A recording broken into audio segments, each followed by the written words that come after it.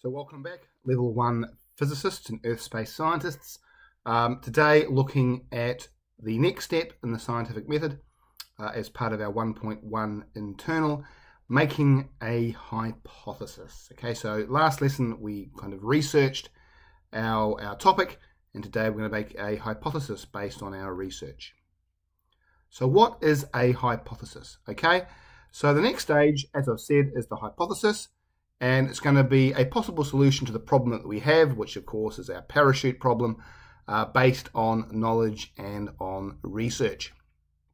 Okay, so it's basically a sentence, a simple statement that tells the person reading the report what you think the outcome of your experiment is going to be, and you're going to justify that with the science that you've researched. Okay, so we've done the research stage. And the point of that research stage was to basically design a single question that we have to answer with our project. Okay, so does the distance of a parachute that a parachute falls affect the drop speed of the parachute, the terminal velocity? Okay, and then we're going to create an experiment to test our hypothesis. So in terms of the hypothesis, using the example of the experiment we're doing, so our topic's going to be, does the distance of a parachute falls affect the drop speed or terminal velocity of the parachute? So your hypothesis is usually in the third person, but I've left it in the first person.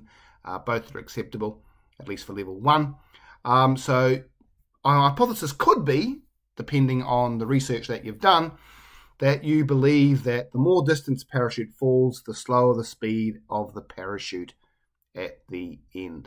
Okay, and that could be based on the research that you've done. So you may have found out that as a parachute passes through air or water or any other fluid, it slows down. So therefore, as distance increases, then you're going to have more medium. Okay, so it's going to slow down. And you've also noticed outside that as you see and observe what happens to the speed of acorns as they fall from different heights.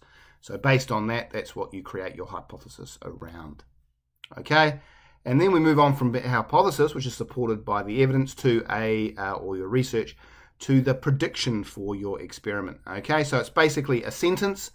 It becomes more specific. So the general idea is your hypothesis, okay, based on the research that you've done and the general topic, parachutes and terminal velocity.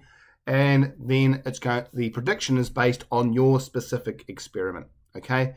And you're going to basically make a prediction whether you think the hypothesis that you've done is true or not. And you're going to basically design your experiment to test this prediction. So again, the important point around predictions is that once you've developed your hypothesis or prediction, you don't change that based on the results that you get. Okay, if you get your prediction wrong or your hypothesis wrong, that's science, but it just means that you change the way you look at it next time you do basically a project or an assignment or research.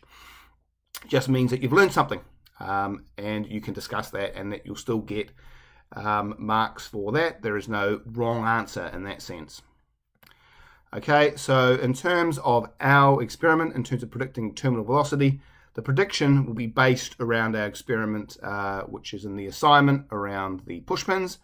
Okay, so an example of a good potential prediction, and you can make your own, create your own based on the research that you've done, is that increasing the distance of a medium the pin will pass through will increase the time the pin takes to fall. Okay, so that would be a potential prediction, which is more specific. It's related down the experiment that you're going to use to model your overall topic, which is parachutes and terminal velocity.